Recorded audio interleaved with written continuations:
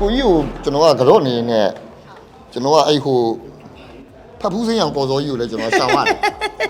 ကျွန်တော်ကြော့နေနဲ့ဖတ်ဖူးစင်းအောင်ကော်စောကြီးကိုကျွန်တော်မြင်ပြီးတော့ဘာလို့မှမသိရုပ်တရက်ခေါ်ဆိုရောက်လာကိုယ်ဝဲကြော့တော့လည်းပဲဟုတ်ပါဘူးဆိုတော့ဒီဘေးနဲ့ထပ်တော့ငငယ်ကြီးဦးတော့မှာပဲပြင်ဟဲ့ငါအောက်စင်ကြော့ရတော့မလားဘာလို့မှမသိတော့ဟီးနင်းကိုပြေးကြော့တယ်ထင်လား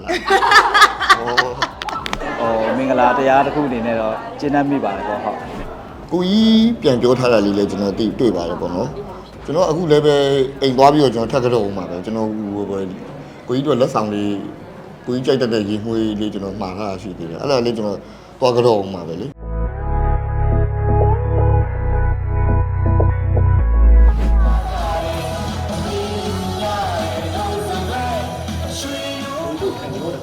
မဟုတ်ကျွန်တော်အဲ့ဒါဟိုပွဲအဲ့ဟို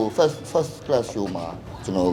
ဟိုပြီးတော့မနေနိုင်လို့ကြော့လိုက်တာပါဒါပေမဲ့တခုတော့ရှိတယ်ကိုကြီးကိုကျွန်တော်ကကြော့နေနဲ့ကျွန်တော်ကအဲ့ဟိုဖတ်ဖူးစင်းအောင်ကော်စောကြီးကိုလည်းကျွန်တော်ရှောင်ရတယ်ကျွန်တော်ကြော့နေနဲ့ဖတ်ဖူးစင်းအောင်ကော်စောကြီးကိုကျွန်တော်မြင်ပြီးတော့အဲ့ဖတ်ဖူးစင်းအောင်ကော်စောကြီးကိုလည်းကျွန်တော်ရှောင်နေရတယ်အဲ့ဖတ်ဖူးစင်းအောင်ကော်စောကြီးကလည်းရှောင်နေပါဖတ်ဖူးစင်းအောင်ကော်စောကြီးဆိုတာလည်းပဲလုံးဝကော်စောကြီးလည်းရှောက်နေပါဟဲ့ငါသွားကြော့မိလို့မယ်ဆိုပြီးရဲထက်ကြီးပြီးတော့ထက်ဆင်းနေကြော့နေရမယ်ဆိုဒါလေးကတိုးလေးရှောက်ရသေးတယ်ကတိုးလေးကိုကြီးကိုပဲစစ်ပြေကြော့ရတော့ဘယ်လိုလဲထိုးကတော့မလို့ဘာလို့မှမသိရုပ်တရက်ခေါ်ဆိုရောက်လာကိုယ်ဝဲကြော့တော့လည်းပဲဟုတ်ပါဘူးဆိုတော့ဒီဘေးနဲ့ထပ်တော့ငငယ်ကြီးဦးတော့မှာပဲပြင်ဟဲ့ငါအောက်စင်ကြော့ရတော့မလားဘာလို့မှမသိတော့ဟီးနင်းကိုပြေးကြော့တယ်ထင်လားတမပါလေဆိုတကားလုံးပြစ်မမိရလေတကားလုံးမှန်းမိုက်ပြစ်မနေရမဟုတ်လားဟုတ်တယ်ပြစ်ကြော့တော်မှန်းရပါလေတော်မှန်းကြော့ပါကြော့ငါလည်းပြန်ကြော့ပါလေကြော့ပါမယ်လို့လူပညာအပေါ်မှာကတော့ကျွန်တော်တို့ကတော့ဒါအသက်အရွယ်အလိုက်ပေါ့နော်ဒါကြီးတဲ့လူကိုယူတည်ရမယ်ဟလာရွယ်သူကြတော့လေးလေးစားစားဆက်ဆံရမယ်ငယ်တဲ့လူကိုတနာရမယ်ဆိုတဲ့မင်္ဂလာတရားလေးရှိပြီးသားဖြစ်တဲ့ခါကျတော့ဒီဟာတွေကတော့ကျွန်တော်တို့ကဒါထွေထူးတော့ထူးခြားကြီးတော့မဟုတ်ပါဘူးဒါတွေကတော့မင်္ဂလာတရားတစ်ခုအနေနဲ့တော့ကျင်းတတ်မိပါတယ်ပေါ့ဟုတ်ကိုကြီးပြန်ပြောထားတာလေးလည်းကျွန်တော်တွေ့ပါတယ်ပေါ့နော်ဒါမင်္ဂလာတရားတွေပဲလေ38ဖြာမင်္ဂလာဒီမှာပါလာပဲလေဟိုဒါမင်္ဂလာတရားဒါရှိရမှာပဲဆိုတော့လေကျွန်တော်တို့ကတော့ဒီကင်မရာတွေမရှိနေလည်းပဲကျွန်တော်ကကြော့မှာပဲလေအဲ့တော့ဒါကရှိတင်ရှိထိုက်တဲ့မင်္ဂလာခရဝတရားဖြစ်တဲ့အတွက်ကြောင့်မလို့ကျွန်တော်အခုလည်းပဲအိမ်သွားပြီးတော့ကျွန်တော်ထပ်ကြော့အောင်ပါပဲကျွန်တော်ကိုကြီးတို့လက်ဆောင်လေးကိုကြီးကြိုက်တဲ့ရေမွေးလေးကျွန်တော်မှားထားရှိသေးတယ်အဲ့ဒါလေးကျွန်တော်သွားကြော့အောင်ပါပဲလေအဲ့ကြားလို့ရှိရင်လည်းဘယ်သူမှသိလိုက်မှာတော့မဟုတ်ဟိုဒါမှအခုပြောလိုက်ပြီပေါ့နော်တော့ရေမွေးမရောက်သေးတော့အဲ့လိုမျိုးပေါ့နော်ဒါဘာမှဒီလိုမျိုးကျွန်တော်ကတော့ကျွန်တော်အနေနဲ့တော့ကျွန်တော်ကတော့ဒါဒီလိုမျိုးပဲကိုယ့်ထက်ကြီးတဲ့သူတိုင်းကိုဒီလိုမျိုးပဲနေတော့ရမယ်လို့ဟောဖြစ်တာလေးသားတမှုလေးရောဘယ်လိုလေးလုံးဖြစ်လဲ။အိုး तू ကရှိရ respect ရှိရအကိုလေးကို respect ရှိရကျွန်တော်တို့ပေါ်လည်းပဲတကားလုံးပေါ်မှာ respect ရှိရကျွန်တော်ဟိုပြောနေနိုင်ပြောစနေနိုင်စားတယ်လေ तू စိတ်မဆိုးတော့ဘူး तू တခုဆိုလို့ရှိရင်ဖေးမဖို့ကူညီဖို့လည်းဝင်မလေးဘူးပေါ့နော်တို့ဘက်ကကူညီတောင်းမလိုက်တော့တို့တခုအဆင်မပြေဖြစ်နေလားဆိုတော့အမြဲကြည့်နေပြီးတော့ဘာဖြစ်နေရလဲသူ့ကြည့်ရင်ကနေရပဲဒီကဘာသာကြီးလေးတကယ်လောက်တယ်အဲ့လိုမျိုးပေါ့နော်အဲ့ဟိုလျှက်စစ်တက်လေးပဲနည်းနည်းရှော့ရမယ်ဟိုဒီမှာလေးခဏလေးမိုးအားလည်းများတယ်မိုးအားလေးများတယ်ဆိုအဲ့လိုမိဖြတ်လိုက်ပဲအဲ့တော့အဲ့နေတော့အကိုနှစ်ယောက်ကိုကြည့်ပြီးတော့ပီတိဖြစ်နေအောင်ပေးပါဟုတ်တယ်အဲ့လိုလေးတွေဒီထက်တော့အနည်းပညာလောကမှာဆိုတော့အဲ့လို senior junior လေးတွေပဲဖြစ်ကြီးငယ်ငယ်အကုန်လုံးပေါ့နော်အဲ့လိုဟိုတယောက်နဲ့တယောက် respect လေးရှိကြမယ်အဲ့လိုမျိုးလေးတွေယူသေးရကတော့ပြီးရင်ကျေးဇူးပေါ့တယောက်နဲ့တယောက်ဆိုတာကျေးဇူးမကင်းကြပါဘူးဒီစိတ်ပေါ်မှာဆိုလို့ရှင်ဟိုဒီတယောက်ကြောင့်ကိုယ့်ရဲ့ item ပိုကောင်းသွားတာအစအဲ့ကိုယ့်ငယ်ဖြစ်နေပြီမဲ့ तू ပို့ပေးလိုက်လို့ကိုယ့် item တွေပိုကောင်းသွားတယ်ပိုတက်အဲ့ဒါရအစအမှန်ဆိုကျေးဇူးရှိပါတယ်အဲ့ဒါလေးရအစပေါ့နော်ဟိုစိတ်ထဲမှာတိပြီးတော့ဟိုကျေးဇူးရှိတဲ့လူကိုကျေးဇူးတိတာကျေးဇူးတိတဲ့လူကိုကျေးဇူးဆက်တာကျေးဇူးတင်ကြောင်ပြောတာတကယ်မင်္ဂလာတရားပဲပေါ့နော်အဲ့လိုလေးတွေရှိမယ်ဆိုလို့ရှိရင်တော့ထပ်တို့ရလောကရဲ့ရွေးနေပို့ပြီးတော့ကောင်းတဲ့ဘက်ကိုအရွေးတွေပို့ပြီးကောင်းလာမှာပေါ့တိုးတက်လာမှာပေါ့နော်ဟုတ်ပါတော့နေလဲဆရာကဒီတော့ပေါ်နေလဲကြောက်တော့ကြောက်ပ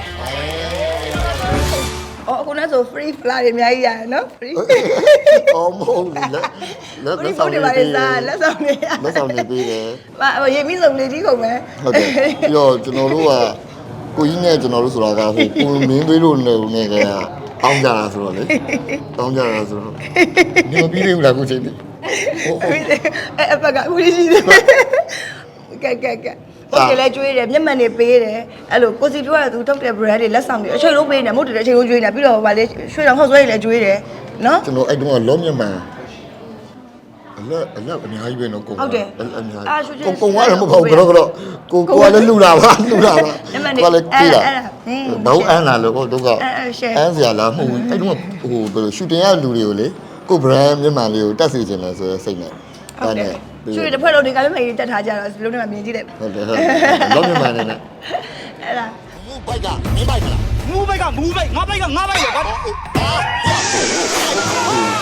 ရေးထားတဲ့အတိုင်းညွှန်ကြားတဲ့အတိုင်းအောင်ပဲကျွန်တော်တို့ဟိုကိုကြီးနဲ့အတက်နိုင်ဆုံး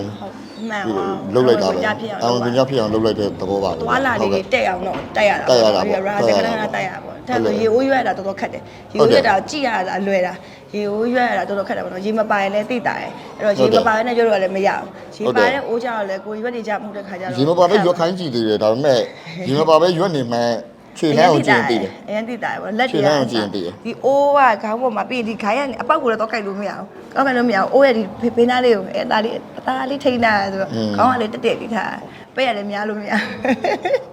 ဒီလိုရတော့ခက်တယ် အိုးထိမ့်မယ်တော့လေ တော်ကြကြဦးလေးမလို့ပြီးရတယ်ကန့်ဆိုလာယူပေးကြရဲပြီးဒါလေးပြန်တင်ပေးရတယ်နည်းနည်းစောင်းသွားတယ်ကြာမှာလမ်းလျှောက်တယ်လှုပ်ဟာလေဘင်းတော့ ဟုတ်တယ် နော် ဟုတ်တယ်ဟုတ်တယ် ပညာပါအဲ့ဒါ ကိုရင်တို့ပညာပြတဲ့အခါလေးကိုစားတဲ့ဟာအမှတ်ကြီးအကုန်လုံးပေးရမယ်ဆိုတော့တင်လားအဲ့မှာပြည်သီးစားလိုက်ပြောင်းမှုစားလိုက် အဲ့ဒါကျွန်တော်တို့ဒီ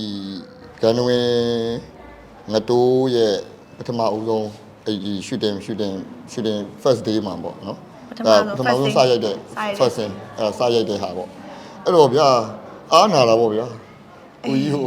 ဟာဘယ်လိုဖြစ်လို့ဒီဇက်မှာအပြိုင်လောက်ရမယ်တော့သိပါတယ်ဒါပေမဲ့လည်းပဲဘယ်လိုဖြစ်ပြီးတော့ ဒီစင်းနဲ့စဖွင့် ဒါကြီးနဲ့စရတာလေကိုကြီးကိုပညာပေးတဲ့ဟာကြီးနဲ့စ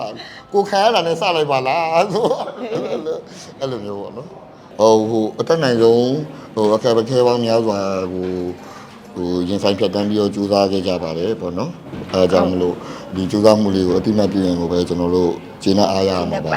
ဟုတ်အဲ့တော့အားလုံးဝင်းရပေးကြပါလို့ ဟုတ်ဝင်ရအပေးပေးကြပါလို့မြတ်ရခံပါရှင်ကျေးဇူးပါ ကျေးဇူးပါ